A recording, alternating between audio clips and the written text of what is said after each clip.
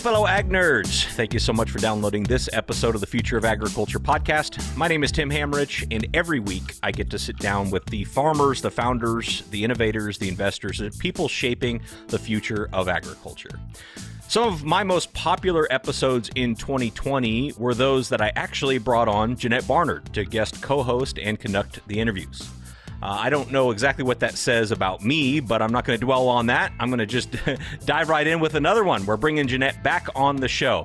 If you didn't catch those first two, though, they were episode 225, a masterclass in building a direct-to-consumer farm business, and episode 233, Walmart reinvents their beef supply chain.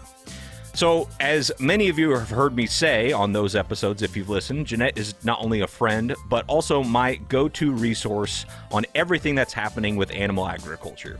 She's a consultant with Rock Road Consulting and the author of the best email newsletter in all of animal ag, Prime Future. It's free, and you can get it for yourself by getting on the list at primefuture.substack.com. Janette, you need your own spin-off podcast. I think I've told you this before because the audience cannot get enough of those first two episodes, and I think this one will be good. But maybe just share, what mind-blowing story in animal agriculture innovation do you have for us here today?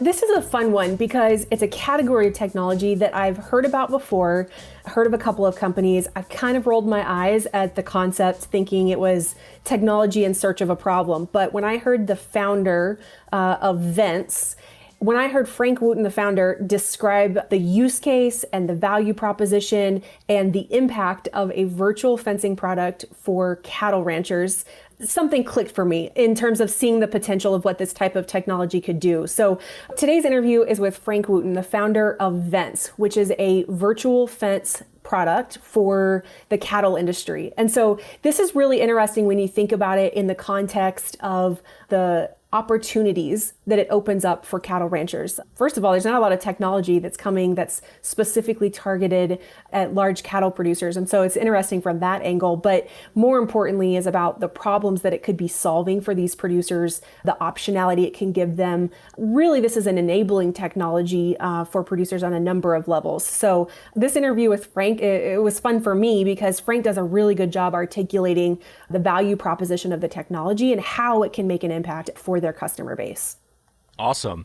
And when I hear virtual fence, I think about like dog invisible fences that make sure that they can't leave without an actual fencer. I mean, is it essentially kind of the same concept? It is. It's effectively the same concept, but the product is designed with all of the constraints that we know for cattle producers you're talking about a much larger surface area than just the backyard. You're talking about places where cell coverage can be limited and, you could have everything from, a lot of mountains or, a very hilly topography to, very flat country. So, and then you also have the weather dynamics that cattle are exposed to. So it's similar concept, but obviously kind of the technology and the product on steroids, right? Right. Yeah. That makes sense. I think where my mind goes first, my skepticism would first go to like, okay, cattle ranching is like, as old as dirt in the United States. Do people want this? I know you mentioned it was like an enabling technology. What gets you excited about the potential once our cattle are virtually fenced? You bet. What's interesting about it is, we talk about rotational grazing as a strategy for land management. This is the type of technology that can allow producers to deploy rotational grazing strategies much more effectively. So you'll hear some specific examples in the interview from Frank, but really it's about how do you get more from the land, which is a function of managing the land better. So if you think about the fact that cattle ranchers are really they're grass farmers, right? That's what they are. And this is a tool that allows them to manage the pasture at a more granular level at a smaller unit rather than in some cases, multiple sections per pasture. Now we're getting down to acres per pasture or even smaller if the producer wanted to. And so that's really interesting in the context, not just of improving the land, improving the grass, but also in the context of more animals per acre, right? So there's a productivity element here, which obviously has implications from a profitability standpoint, which is really interesting. But then maybe looking at it from an industry standpoint is the role that this type of technology could play in helping the U.S. to establish a grass-finished feeding segment at scale. Wait, we already have grass-fed beef, so how would that be different? So I recently had a conversation with a CEO of ButcherBox, which, if you're not familiar with ButcherBox, so it's a direct-to-consumer subscription meat business. They sell meat of all the proteins with better for you claims is kind of the category they're playing in. So they sell grass-fed beef. When they set up ButcherBox in the United States, they went to look for what are sources of grass-fed beef in the US, and there just aren't enough. It's just a very small segment of the industry in the US. So ButcherBox instead sources grass-fed beef from Australia, New Zealand, where, roughly 85% of those industries are grass-fed and the remainder is grain finished. Whereas in the US, we're the opposite, only the grass-fed is an even smaller portion. So kind of there's a lot of general assumptions about why that is in the US. The main one being just the cost of it. The fact that, if it's going to take so much longer to finish those animals, most producers don't have that grass. And so it just becomes a resource issue. When you think about this type of a technology, though, helping producers to get more from each acre, get more pounds of meat from each acre, you can see how this could really play a role in starting to unlock some additional acres, unlock additional pounds of meat per acre of grass, in order to contribute to, a grass-fed beef segment that could scale in the US. Very interesting. Yeah, not just more from each acre, but like you said, more from each head, where you're not having to sell them as, feeder cattle. You could sell them as grass finished. That's really fascinating. And actually, this fits really well with some episodes we've had lately. We just had Dr. Jonathan Lundgren talking about regenerative agriculture and talking about how where ag tech comes into play is when you work with biology and with nature. And this would be a perfect example of a technology that can do that. It also gets back to 232 when we kind of ask the same question of if ag tech and regenerative ag are aligned. So this really fits well with some questions that I've been asking on the show, and excited to dive into it. So I'm just going to drop everybody into the conversation you had with Vence founder Frank Wooten. Here it is. At a high level, we are solving the problem of increasing yield and land management for cow-calf and cattle operators around the world. And at a low level, what we're doing is we are enabling the ability to set up animal control at a very granular level without the need for physical fences or manual labor. Vence is short for virtual fencing. And we put a collar on cattle and enable customers the ability to put up inclusion fences or exclusion fences to keep animals in or out of zones anywhere across the landscape of their property, and to move animals from place to place without the need for anybody to actually move them or to remove fences. Okay. And before we go any further, how big of a problem is this, right? We've been putting up fences for years and years and years, decades, right? Why is physical fences an insufficient solution?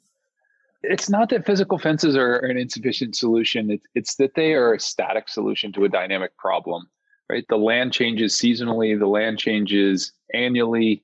A riverbed changes, a river dries up, and you want the ability to manage that land and adapt your management of that land completely, in motion with what the land is telling you. Right? That's the optimal nature of a cattle operation, would be that you aren't forced to hold cows in a particular paddock because that paddock was just established 20 years ago and we put up a ton of fencing and look, we're not going to tear it down. Obviously, it's, oh, well, we're going to add up a sub fence here and we're going to hold these animals in this particular corner because they haven't put any pressure on that area. And rather than us have to put in a electric fence or a physical fence to do that, we can just press a button and allow it to happen. The size of the problem is livestock are managed on 30+% of the global landscape, and there are 1 billion head of cattle, 900 million head of sheep, 400 million head of goats. Right? We're talking about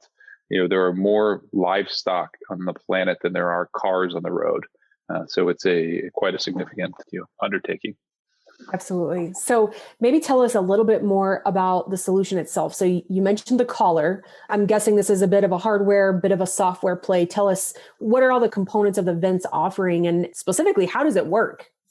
The collar is the part that sits on the animal. What also sits on the farm, from a physical aspect, is a tower. When we speak to a new customer, that customer gives us a map of their farm, and we will create what we call a propagation map. So we come back to that customer and say, look, to cover this particular property, we need 2 of these towers, for example. Those towers basically blanket the property with a AM radio station, for lack of a better analogy. Those collars communicate to that AM radio station back and forth. And then from there, everything goes up into the cloud. And so we collect all of the data as to where those animals are, what their movement patterns are. And we then transmit that, people are able to access that via access to the internet, whether it's on their phone or on their computer or iPad. You're able to see, oh, my animals are exactly here, and I am going to look at what the schedule is for these animals. And so there's a platform that every user has a unique login, and they get to pull up their exact farm and schedule their animals to whatever type of management that they would like for them over a period of time. Okay. And so, not to ask dumb questions, I can dig in further there. Yeah. Yeah. Just the mechanism of how on a podcast. So I'm not, it's tough to visualize, it's a lot easier with a video. Yeah. So, I guess my question is, what's the mechanism by which the animal gets told, hey, go over there, not over there? Got it. So, people are really familiar with, the invisible fence for dogs. And so, it's somewhat analogous to that cattle can be trained, and almost every producer realizes this, that they can be trained to a certain sound, right? If you drive out with your buggy and you always have cottonseed cake, in the back of it, those cattle, when they hear the buggy go, doesn't matter how, where they are, the same thing can happen with an aversive stimuli. So we train animals that there is a specific sound, and that sound is related to an electric stimuli, just like the invisible fence for dogs. And then all of a sudden, the difference is that an invisible fence for dog has a wire that is in the ground versus ours is based on a GPS chip. So that wire for us is an imaginary line, and that line can move. We can change the speed at which that line moves. We can change the direction of that line, and we are able to use it to put pressure on those animals via sound. And so they'll hear a sound and they'll say, oh, well, I've got to move. I've got to get out of this particular area. Otherwise, I know that within 120 seconds, I'm going to get a stimuli. And you relieve and put pressure on animals to correctly move them from one place to another. Excellent. Talk to us about, how did you even stumble on this space? What was the impetus that prompted you to move down the path of founding Vence? Yeah, my co-founder's father actually helped work with Sir Edward Gallagher on the first electric fence. He's a New Zealander whose family has run a cow and sheep operation for 7 generations. And he was the first person that approached me with this concept of managing cattle. And he actually introduced me to Dean Anderson of the USDA, and who's an advisor of the company, who really taught us about animal behavior and animal control. And that all happened now 4+ years ago. So it was kind of like this early discussion and understanding of, like, is this possible? Can animals be managed in this particular way? And then since then, it's been 4 straight long, hard years of like figuring out what it was that actually needed to be built. And there have been lots of unexpected learnings along the way of how hard it is, and the environmental aspects that we need to manage as it relates to cow-calf operations in northern Montana in the winter, as well as, summer in northern Australia where it's, 140 degrees. So, all of those things, I think, for me, have been actually a wonderful part of our journey. I'd say the other thing that really has, for me personally, been the best part of this, I spent over 2 months of the year living with customers on their properties. There are no other industry that welcomes their vendors and really partners to the dinner and breakfast table with them on a day in and day out basis. And that partnership is something that for me really is bred into our DNA as a company, and is one of the most rewarding parts of us as a company. One of the things I hear a lot, especially from like large landowners, let's say in the western half of the United States, innovators will bring them hardware products that they are supposed to go on the animal, And yet the expectation is that that producer is going to have cell coverage across their entire property, which is rarely true, right? So how do you guys avoid that issue? I mean, you talked about, the towers. Talk to us about how you get around that issue of just the lack of cell coverage in large swaths of rural America. Yeah, I think we found that exactly what you're saying very early on. I think that there's another problem associated with, cell coverage on an animal is that, like, to have a cell coverage means if you were going to have it on each animal, you'd need to have a cell chip. Each chip is going to cost you, $5 to $10 a month in connectivity charges. So there's actually a cost structure issue that would be associated with something like that as well. The towers that we have, they are always placed in a height advantage place on farms. The reason that you see cell towers be so tall is because there's this natural physics of radio signals, and you're trying to create a blanket of coverage. That coverage comes from high up. And so we choose spots on a farm that are likely to have coverage of cellular. And we do have cases where we've used satellite backhaul, satellite connectivity instead of cell coverage. But those towers are the only point that need coverage. Each collar is not communicating with anything other than that tower. They're like walkie-talkies, for lack of a better visualization. And we have, I'm going to knock on wood saying this, we have yet to find a farm that in the right position we can't get some sort of cell coverage on, and that we have had the ability to really plan out maps and coverage maps of farms fairly well so far. Okay, great. So let's shift gears a little bit and talk about what's the value proposition, and maybe describe that in whatever terms you want, whatever direction you want to take that, qualitative, quantitative, what's it look like? Yeah, I mean, at a low level, we're talking about a grass factory, right? And so cattlemen's job is to translate that grass into a saleable final product, which is a calf or meat or dairy. And the increase in grass productivity is driven via managing the grass in a particular way. And it also is driven via the soil. And so one of the things that our technology enables is via having very flexible and mobile fencing is the ability to rotationally graze animals with almost no limit in terms of the number of fences that you put up or the way that you want to slice and dice the property. What that allows customers to do is increase the productivity of the land.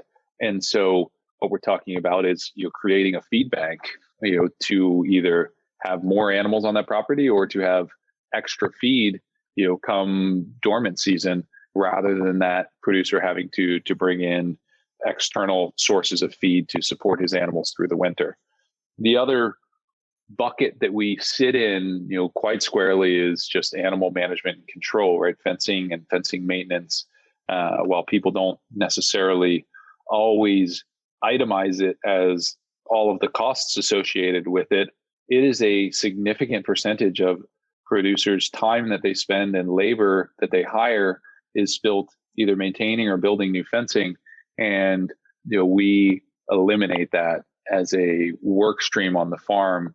And there are things that are not necessarily you think about every day in terms of this is a cost, but if it takes you an hour to get out and find your animals, depending on how many hours you're working on your day, that may be 10, 15% of your time actually, your daylight time that you're actually out there is spent searching or monitoring, just making sure they're in the right place. All of a sudden that gets taken away. That can be allocated somewhere else. So when we think through the value proposition to customers, there are probably 10 different levers that we think that we can pull, but we primarily just say we're looking at this from a productivity standpoint, of the land, and we're also looking at it a cost reduction standpoint of the fencing. Those are all words that producers like to hear, right? Like to hear and use. So maybe talk to us a little bit about your customers. What's true of them? What are you finding is important to them? What are the questions they're asking that are leading them to Vence? We've got two buckets of customers. We're operating in Australia as well as in the US. And in the US in particular, our customer base is a cow-calf operator. And they're managing a large enough piece of land that they have some external help in them, and a large enough herd that they're doing that. So we're talking about 200 to 1,500 head operation. And what's leading them to us is a combo of things. Almost to a customer, our producers view themselves as stewards of the land. So they are constantly looking at what is the best thing for the land. How do we not just take from the land, but how do we give back to the land to keep this asset being better and improving over time? And so more and more on those, when you get to these larger operations, to do that requires additional labor and requires additional infrastructure from fencing, and requires people to be very attentive to, nope, looks like the electric fence around, this little riverbed was blown through. We got to go put it back up. Each of those little things helps the landscape and helps the land improve over time. And so when they're looking and they come to Vence, a lot of times they're looking at it from the perspective of starting there, but it also has to rationalize with the costs. They want one thing, but they want that thing to come for free.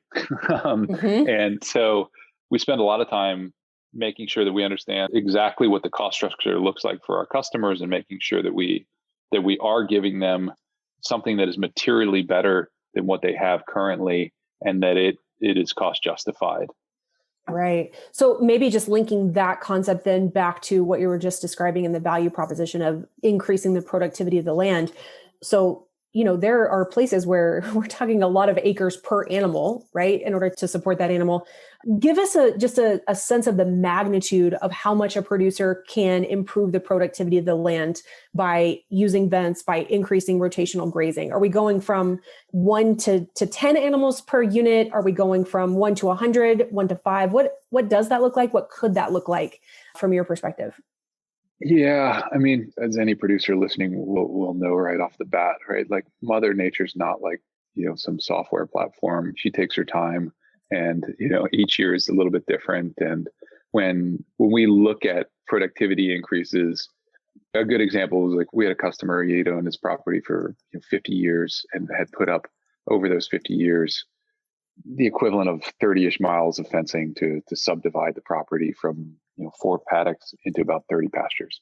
And within 6 months, he had put up the equivalent of 40 miles of virtual fencing, just via clicking and creating new fences and moving animals from one area to another. What that enables him to do on the back half of the year is eliminate his feed costs over winter. And so for him, it isn't necessarily like, hey, we're drastically changing the number of animals on a per acre basis, but we're eliminating a major cost as it relates to our operation, in the dormant season. When you look at areas and you're in Arizona, right? Like you're not wanting to turn that area into, an irrigated landscape or something like New Zealand where you're putting 20 animals per acre, I mean, instead of looking at it where you're pushing the land, because the land just won't support the animals to do that. You're trying over time to increase that, obviously, and decrease what the acreage is needed for animals, but you have to allow vegetation and Mother Nature to catch up to do that. And so we do think that there's a process there. You can subdivide the land as much as you want, but that land isn't going to turn around the next day, be pumping out grass for you in the middle of a drought in Arizona, right? So the key is each landscape has a little bit of a different response and different productivity gains. But in your landscape in Arizona, just to continue on that example, your fencing required on a per acre basis, on a per animal basis, is extremely high, just given the productive quality of the soil and the land there. And so you end up with, okay, well, we may not be increasing as dramatically the head count on a per acre basis, but we are reducing our expense structure associated with that intensification really dramatically because of the amount of fencing we need to manage those animals. One related question here is Vence, super cool. Good stuff here. Not the first virtual fencing company though. So talk to us about how is Vence different from other virtual fencing companies that either are on the market today or have already come and gone? So I think that one of the things that often gets lost here is we will be the largest virtual fencing company in terms of number of animals managed by a decent percentage, this year, and we still have less than a decimal point of the entire industry being managed. And so when people are looking out there at the industry, if you're looking to get interested in it, look at all the solutions, but realize that one doesn't need to be dramatically better than the other. They could all be the same right now and they still have no penetration. We view ourselves as different. We come from a very communications driven background. All of the ways that we have built the product have been based on, kind of two high level beliefs. One is we have spent an extreme amount of time trying to understand the economics of a cow-calf operation and of producers.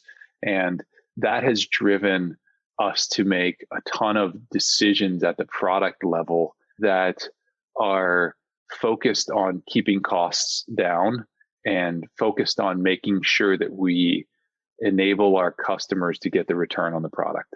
From a communication standpoint, exactly what you asked earlier, right? How are you able to do this in these areas without cellular? Well, cellular was kicked out of the equation by us even before knowing that every farm didn't necessarily have coverage because of the cost. And so our team comes from this communications background, and they've built a extremely reliable but extremely cheap communications platform to connect to those animal devices. And that's an area where we really, I would say, shine and excel as a team, and where we've spent a lot of our time and energy. The other areas that we have focused on in areas of differentiation is we're going to market as a service instead of selling hardware. We understand that a lot of customers have a shed of devices and technologies that have been sold to them that are either no longer applicable or no longer work, a year or two in. And so there's a lot of resistance and a lot of concern when you go to them and you tell them you're selling the next fancy thing. The way that we sell our product to customers is that we tell them, look, it's a service. If the service isn't working for you, you shut it down. You don't have to buy all the devices up front. And in doing so, we try and help customers understand that we're in this for the long run with them as well. We're not making money off those collars in day one or even year one or year two for that matter. It's a long-term business relationship that we're looking to have and establish with customers. And I think it's resonated pretty well throughout the industry. Well, I think that's a great note to end on, of just highlighting that kind of all the great things about the cattle industry that we love and the culture and the people there, but then also bringing in that curiosity from a tech perspective. I'm excited about what Vence is going to do, how this technology can support producers as they're, in those constant efforts towards increasing productivity, reducing cost structure. So Frank, thanks so much for taking the time to share the Vence story with us today. Absolutely. Thank you for having me on. I appreciate it. Wow, Janette, what an interesting innovation, I think. I was listening, and at first, my mind goes to, why didn't anyone else think of that? And then my mind went to, how could this possibly work with the connectivity issues that exist on most of America's ranch land? And I was shocked to hear that they have kind of found a way around it, that it hasn't been an issue for them. But I think, assuming that is the case, which you said it was, I don't see why this wouldn't be something a cow-calf operator would want to try out. So really interesting. Thanks for bringing the story, and I'd love to hear your thoughts. What's something that you're thinking about as a result of a takeaway from this interview? One thing that strikes me about the Vence story is that this is a founder that is coming from outside the industry. And perhaps most notably, this is a founder that's approaching this problem from a communications infrastructure standpoint, right? And they're building an engineering heavy team. They're solving this problem from a communications infrastructure perspective. And yet, listening to Frank, you can tell he speaks about the business of cow-calf production, the business of ranching. He speaks about that as someone who is very, very knowledgeable and familiar with the financial challenges that those producers face. And so it's just a really interesting example to me of how, number one, bringing in fresh outside eyes from the industry to solve big problems can be really effective. But number two, when those fresh outside eyes bring a new lens on the problem that they can apply, I think that's when you get to really cool solutions like this that, have the potential to solve a problem in a completely new way, but really pulling technology, pulling insights from other industries where a lot of these problems have already been solved. Right. Yeah, I do think that is a unique combination. And obviously, there's no one mold for a successful entrepreneur, but that certainly is one that can be leveraged quite well when you are, first of all, coming from an outside looking in, but also approaching it through the lens of like someone who genuinely wants to learn. So you can pull connections from outside, but you're not coming in with all the answers. You're kind of connecting them to real curiosity and empathy. So he's a great example of that. Very cool, Janette. Thank you so much for bringing this story to the podcast. Thanks, Tim. Hey, if you like to know about new ag technologies and products as they come out, you should join my email newsletter. It's at www.futureofag.com. And the only thing you should do before you go do that is join Janette's newsletter at primefuture.substack.com. Both of us are sending out emails weekly. They're with different topics, and I think you'll get a lot of extra value from those. In my case, if you go to futureofag.com, you'll see an email icon right there in the center of the page. Just click on it, give me your address, and we'll start communicating weekly. Likewise with Janette's, just go to primefuture.substack.com. As always, thanks so much for your time and your attention. I don't take it lightly. I'll be back next week with another story of ag innovation.